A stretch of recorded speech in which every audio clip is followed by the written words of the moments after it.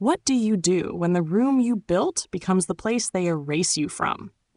The envelope was already sitting on the conference table when Madison Clark walked in. No greetings, no eye contact, just a crisp white rectangle with her name centered too perfectly, like it had been spell-checked by a machine that didn't care. "Effective immediately," said Martin Hale, CEO of Kestrel Dynamics, without even lifting his eyes from the tablet in front of him. "Your role is being reclassified. Strategic liaison, compensation adjusted accordingly. No handshake. No thank you." Just those 3 words, effective immediately. It took her a second, not to process what he said, but to process the coldness of it.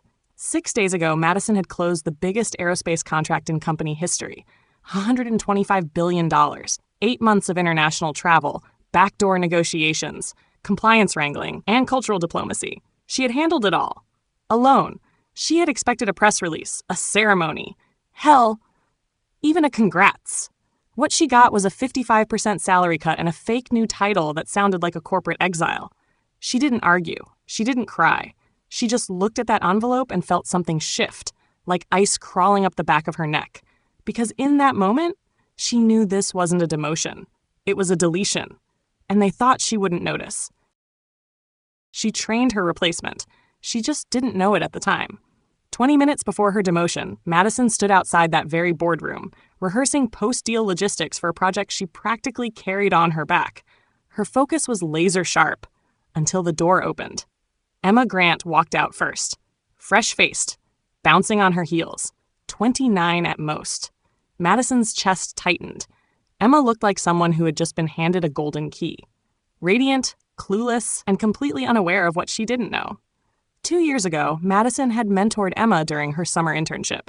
She was bright, yes, but green. Too green for anything beyond assisting on compliance briefs. Behind Emma came Martin Hale, laughing, shaking her hand like they were old allies. The kind of handshake that said, "Welcome to the club." They didn't see Madison standing there.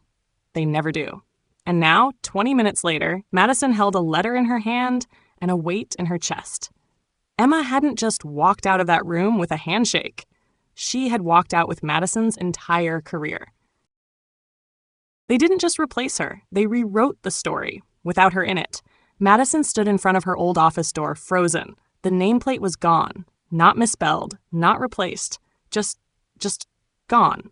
Where it once read, Madison Clark, Senior Director of Global Procurement, the frosted glass now stood bare, like she had never existed at all. She didn't knock. She didn't cry. She just stared. 15 years. 15 years of flights, negotiations, red-eye calls, and hospital stays.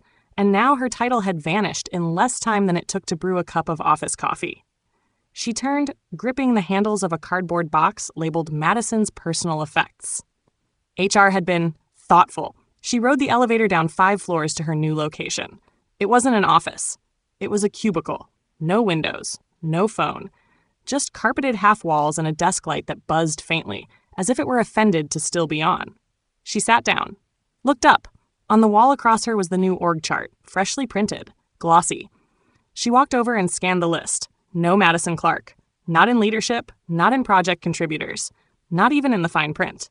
In her place, Emma Grant, Director of Strategic Global Initiatives. A bold new vision for Kestrel Dynamics. It wasn't a promotion. It was an erasure. Sometimes silence isn't surrender. It's surveillance. Madison didn't yell. She didn't slam a door. Didn't demand a meeting. She just folded the letter neatly, slipped it into her bag, and stood. Her heels clicked once on the polished floor. Sharp, deliberate. This wasn't the moment to fight. This was the moment to remember. She etched it all into memory like engraving on glass. Martin Hale's downturned eyes. Emma's bright smile and clueless bounce. The way her name disappeared 24 hours before anyone told her. None of it shocked her. What chilled her was how calculated it had all been. They didn't demote her on a whim. They drafted that letter yesterday. They wiped her name from the door before she even opened it that morning. She was never meant to stay. They just waited for the right moment to erase her cleanly. But Madison wasn't leaving defeated. She was leaving attentive. Every fake handshake, every backdoor maneuver. She saw it now, clearly, and silence. That was her first move. They erased her name, but they didn't read the fine print. Madison sat in the gray cubicle no one cared to clean, and she smiled, not because she was okay, but because they had no idea what she'd buried in that contract. Berlin. 2 months ago. A quiet dinner with Skyreach's COO in a side street trattoria no one at Kestrel even knew she visited. They spoke not as executives, but as people. Tired, cautious people who'd both been burned before. We've had deals collapse mid-implementation, he told her. New faces come in, no context, no trust. We need stability. Madison leaned forward, glass of wine untouched. If I'm not leading implementation, she said, you have every right to walk. He looked her dead in the eyes. Put that in writing. Back in her hotel room that night, she drafted a new clause, Clause 47B. It wasn't legal's idea. It wasn't Robert's. It wasn't Martin's. It was hers. Plain language, no jargon. Post-deal operations must be led by Madison Clark. Substitution voids the agreement. Everyone signed it. No one noticed it until now, and now, that clause, quiet, simple, bulletproof, was her last line of defense. A trap hidden in plain sight. They thought they stole the deal. They never knew she still owned it. They sent the wrong woman to Germany, and it cost them $125 billion. Emma Grant arrived in Frankfurt at 10:12 a.m., first-class ticket. Tailored blazer, the same executive briefcase Madison once picked out for high-tier negotiations. She walked into Skyreach's marble glass headquarters with a bright smile, and not the slightest idea what was waiting for her.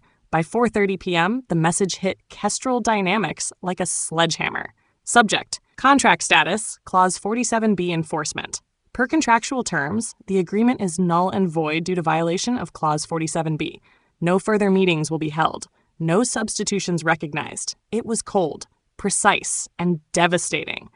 They copied the whole chain of command. Martin, Robert, legal, board members, even investor relations. Emma never saw it coming, because Emma never read the clause. By the time the email landed in Madison's inbox, she didn't flinch. She didn't forward it. She didn't smile. She just stared at the screen, letting the silence do what words never could. You can't bury the truth, especially when she's still in the building. By 9 a.m. the next day, the panic had a heartbeat. The top floor of Kestrel Dynamics, once a fortress of polished confidence, was unraveling. Emergency meetings, legal locked-in war room silence, HR whispering in hallways. No one smiled. No one made eye contact. They didn't say her name. They didn't have to. Every Slack message, every sideways glance, every closed-door huddle, it was all about Madison Clark. Across the building, she sat quietly in her cubicle, typing up a mock report no one asked for. She heard the whispers, felt the heat of chaos rising, but she didn't speak because she didn't need to. The message from Skyreach was doing all the talking. And the board? They weren't asking why the deal failed. They were asking, who erased the woman who saved it? They let her go. Their rival picked her up, and this time, she held the pen. The call came on a Wednesday, 9:15 a.m. Madison had just refilled her coffee, still lukewarm from the break room. She almost let it ring. Unknown number, Manhattan area code. But something told her, answer this one. Madison Clark speaking. A smooth voice replied, this is Jonah Patel from Axiom. She remembered. 3 months ago, he made an offer. She declined. I believe the timing wasn't right then, he said, but I'm hoping it is now. Then he laid it out. No fluff, no hesitation. Double the base salary, equity, full relocation flexibility, and a dedicated floor in Axiom's new DC headquarters. But then came the sentence that made her sit up straighter. We were encouraged to reach back out. Skyreach made it clear. They weren't signing with Kestrel. They were signing with you. For a moment, she didn't say a word. She didn't have to. Because for the first time in months, someone wasn't calling to erase her war. They were calling because they couldn't move forward without her. She didn't just take the offer. She rewrote the terms. Jonah was still speaking, but Madison had already shifted gears. She wasn't the same woman who sat in silence at Kestrel. Not anymore.